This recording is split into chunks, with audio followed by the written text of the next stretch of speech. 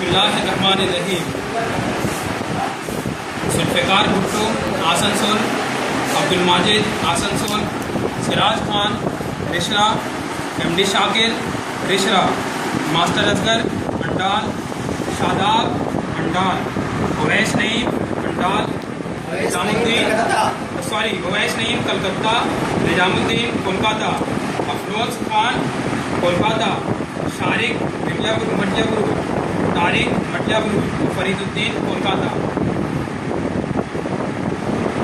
इन तमाम लोगों को हमारे जमात के भाइयों की गवाही के सुनने के बाद और इन तमाम लोगों के अक़ायद को कुरान और सुन्नत पर तोलने के बाद हम तमाम लोग इस नतीजे पर पहुँचे हैं ये तमाम लोग काफिर हैं, और जो इनके कुफ्र में शक करे वो भी काफिर है, और जो शख्स इनके साथ शरीयत का मामला करे या इनको सलाम अलैह करे या इनके साथ रिश्तेदारी करे वो भी काफिर है, जब तक कि वो तौबा न कर ले। जब तक कि वो अगर वो तौबा कर ले तो फिर हमारे दीन भाई अस्सलाम वालेकुम वरहमतुल्लाहि। बिस्मिल्लाहिर्रहमानिर्रहीम नहमदुहु व नुसल्ली अला रसूलिहिल करीम अम्मा बाद। ये था शाहिद इकबाल गुमराह गिरोह का कुफर का फतवा जो उसने हम पर लगाया। हम लोग अल्हम्दुलिल्लाह मुस्लिम है, अहले सुन्नत अहले हदीस के मनहज पर इंशाअल्लाह। इसके बावजूद भी इन लोगों ने हमें काफिर करार दिया। इन लोगों की जुर्रत नहीं हुई ये बताने की कि आखिर फतवा लगा क्यों। इन लोगों को हम खुल्लम खुल्ला चैलेंज करते हैं, ओपन चैलेंज कि ये लोग हमें और आवाम को बताएं कि कुफर का फतवा उसने हम पर क्यों लगाया, ताकि हम सब मिलकर तौबा करें और इनके गिरोह में शामिल हो जाएं।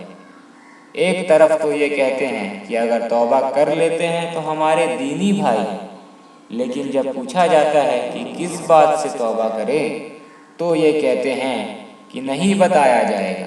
क्यों बताएंगे?